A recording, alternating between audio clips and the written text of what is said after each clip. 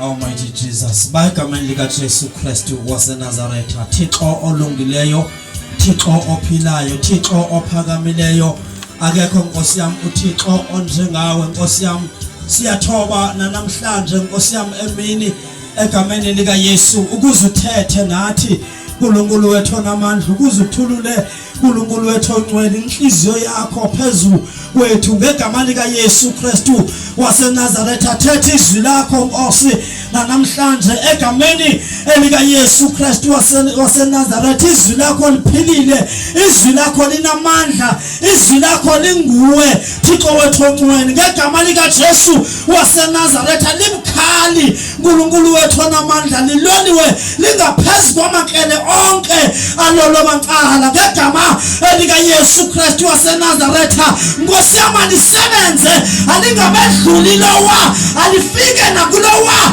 ngegama lika Yesu, alifike emhlabeni olungileyo ngoba izwi lakho linamandla, izwi lakho liphilile, lawuyisimithi eyaselipha noNkulunkulu onamandla.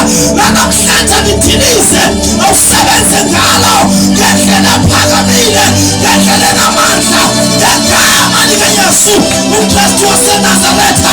Igama elinamandla elingaphezu kwamagama onke, igama lika Yesu waseNazaretha. Mighty Jesus.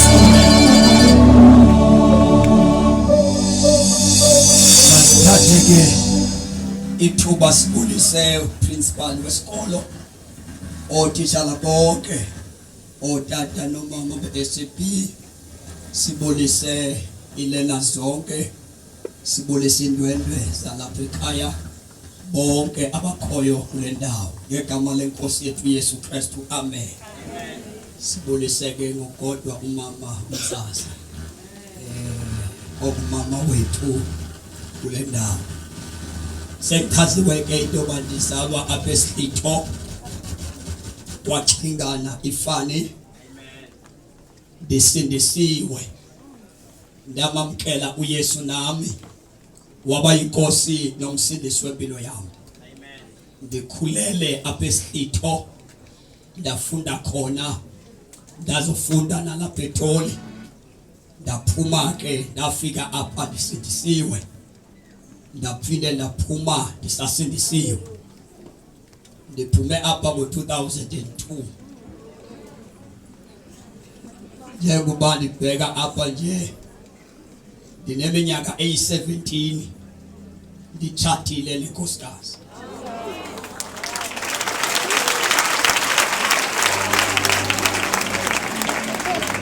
I-firstborn yam yenza grade 11 ngoku. So xa ndimi phambi kwenu, ndimi phambi kwabantu endibaziyo nemicelimingeni yabo endiyaziyo. Ndancedwa ukusindiswa ngento. Yawathanda amazwi kaprincipal ngoba sikhuliswe apha umuntu ofunda eToli unethamsanqa ngakumbi kule mihla yethu. Nenhlahla akaphumi nemfundo qha, uphuma nesibusiso. Ngoba lapho uThixo ahlonitshwa khona, intsikelelo yakhe ikuloo ndawo. Isikolo ke esinoThixo nesithandazayo sinemicelimingeni emikhulu okanye emininzi.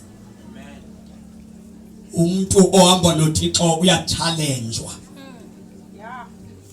Umuntu ongenaThixo akachallengewa, uyasetyenziswa lutsha.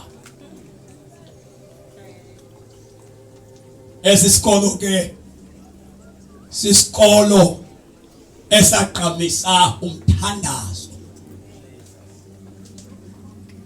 Bambalwa abantu abaphuma kwesi sikolo obabonayo apha elizweni beyinto useless.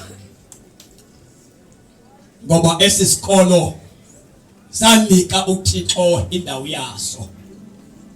Siyabonga kakhulu principal wamamazwi owathethileyo nangamazwi amakhulu. Xa sibona esi sikolo thina abaphuma apha siyazidla ngoba siyilento siyo ngenxa yaso. Uba sasifunde kwezinye izikolo mhlawumbe ke singabantu noba abafundile kodwa aba-useless abangenagalelo emphakathini. Ngenxa uba saba nethamsanqa ukuba kube khona isikole esinje kwindawo yethu yokuhlala esimphaphameleyo uThixo ngexesha elifana neli. Ela sifunda amazwi amathathu, ivesi ezithathu kwincwadi ezimbini okanye ezithathu, incwadi kaYohane chapter number 18 verse number 40, incwadi yezenzo chapter 10 uverse number 38 yedwa. Sawufunda ivesi sibenthathu yokuqina siyithatha kwincwadi yamaRoma chapter number 3 verse number 25 yedwa. Ndiqaphele into yoba xa ukhulisa umuntu uyamdinga uThixo. Ndiqaphele uba ukhulisa umntwana noba ungutitshala uyamdinga uThixo. Ngokuba umuntu lo xa ekhula uyahlaselwa.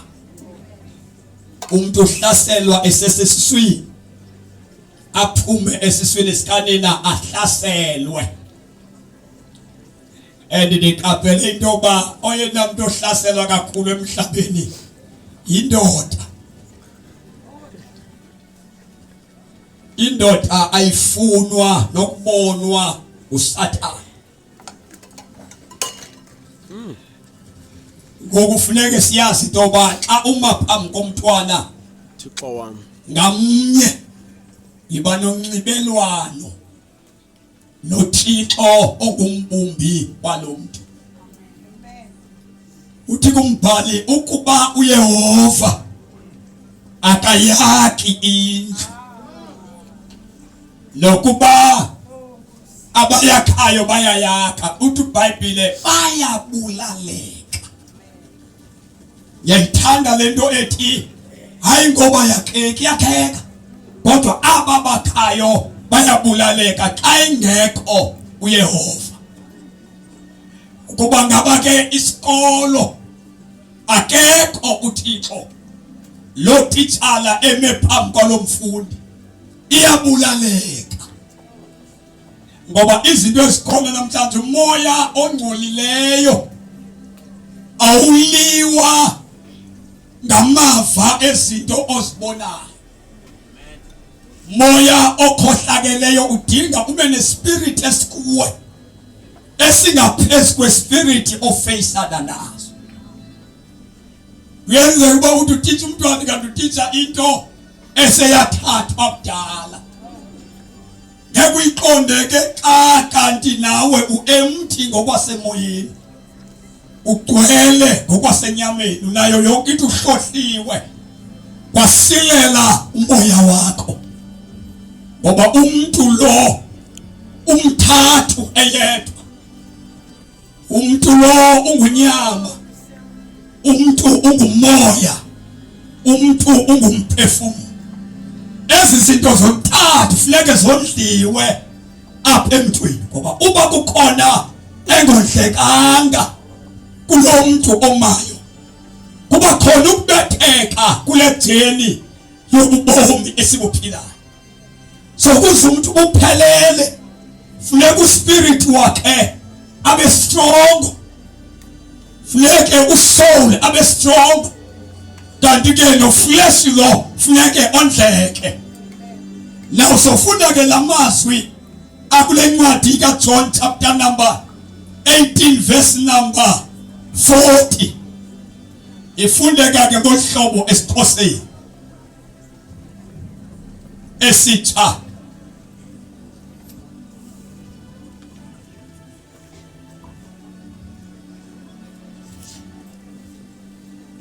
Bamphendula bekhwaza besithi hayi asimfuni lo muntu, sifuna uBarabha. uBarabha lo ke wayesisihange.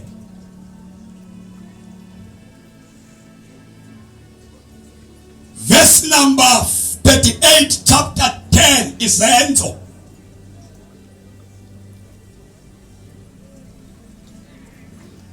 Ufundeka ngohlobo, nifileke ngoYesu waseNazaretha owathanjiswa nguThixo ngomoya oyingcwele, waba namandla, wayehamba kulo lonke esenza okulungileyo, ephilisa bonke ababephansi kwamandla omtyholi, kuba uThixo wayenaye. Chapter 3 wamaRoma sizothandaza verse 25. uThixo wamisela uYesu ukuba abelidini lokungcengcezela izono zabakholwayo. Ukufa kwakhe yindlela uThixo abenza ngayo amalungisa abantu. Kuba ngamaxesha adlulileyo uThixo wazibamba akabagweba abo. Liphilile Nkosi, linako ukuthulisa imimoya ithi cwaka, linako ukuthi ukushintsha i-character engenakutshintshwa ngokuba lelizwi loThixo ophilileyo. Enkosi kakhulu phetha ngalo ngegama lenkosi uYesu. Amen.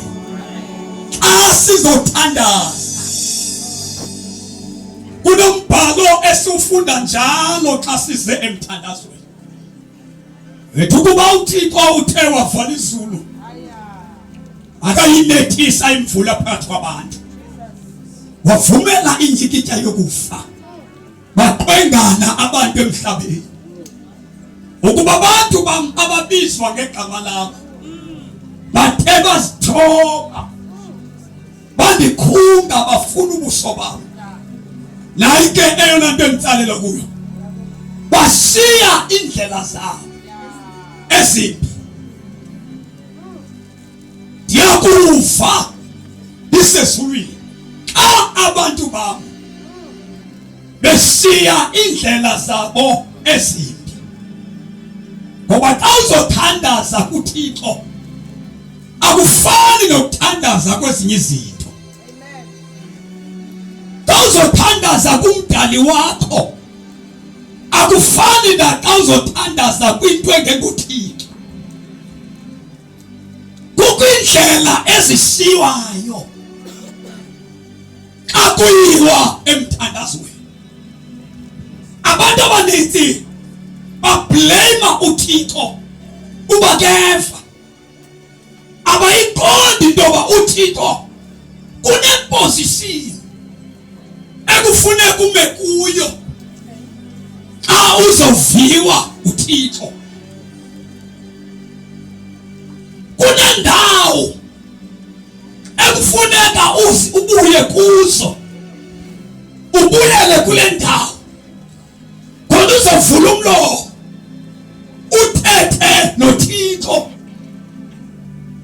La mazwi esiwafundayo ithi iBhayibhile kungentetho uYesu enikelwa ubezofela abantu kusematyaleni ngokomthetho wabo.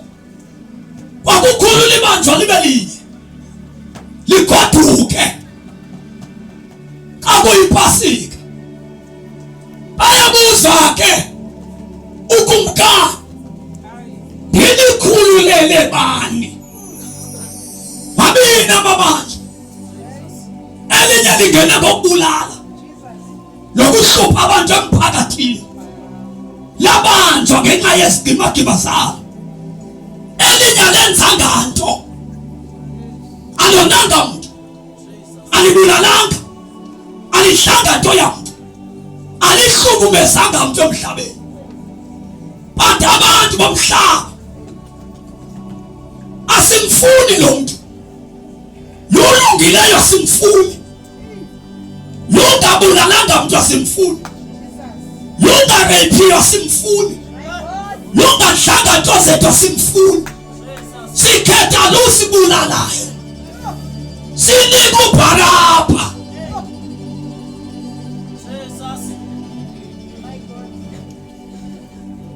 Asimfuni lo mntu. Sithathi iBhayibhile igazi lakhe malibizwe ezinhlokweni zethu nasebantwaneni bethu ngendlela esingamfuni ngayo.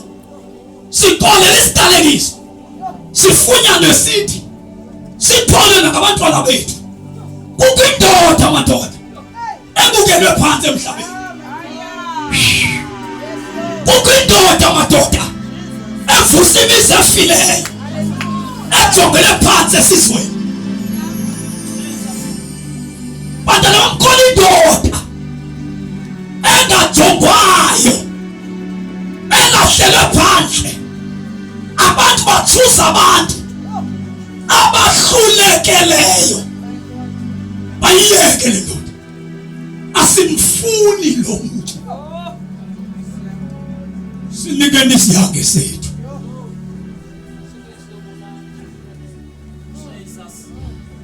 Ndimthini lo mntu? Ndimthini uYesu?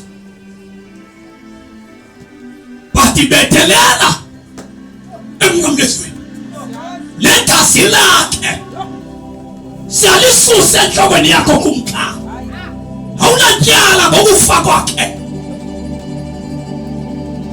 liyobiswa kuthi nabantwana bethu le ndoda ebukelwayo yiyathunyiweyo incwadi yabaromiti uThixo wamisa uYesu le ndoda ejongele phansi yamiswa le ndoda engafunwayo yamiswa ukuze ingcengezele izono zabakholwa le engafunwayo yilethi ayifikile uphumule ekhaya abantu abazalwe esikhetho bayayazi umfoko mama wayelikhwele igqirha iphuma kulomzi wawusimzwa sekhaya ungekho eyiqinisa imizi yabantu kodwa sehlulakala kwasekhaya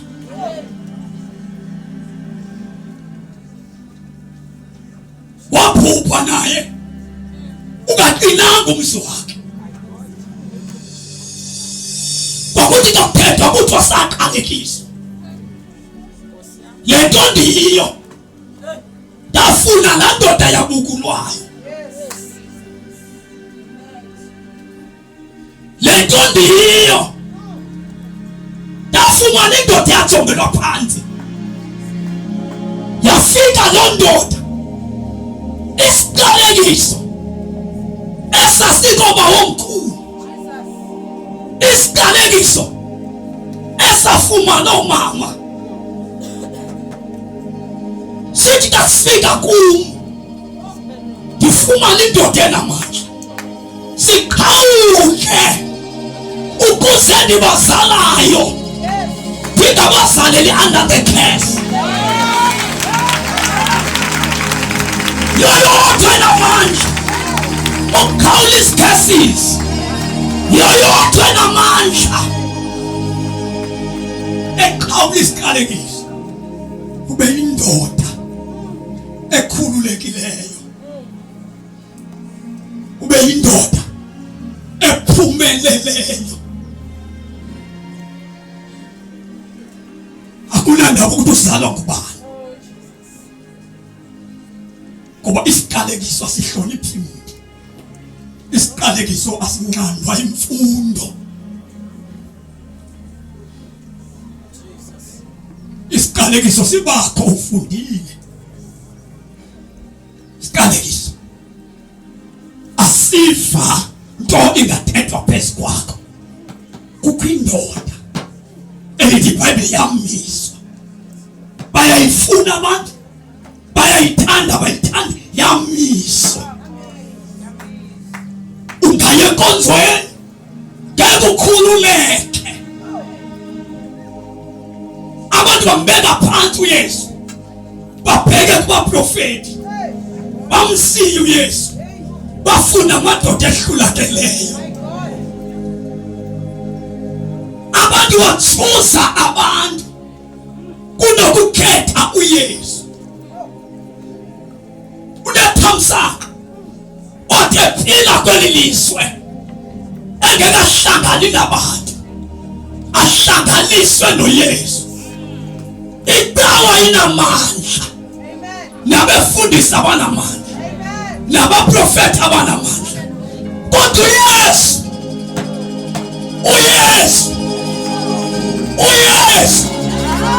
bantu baseToli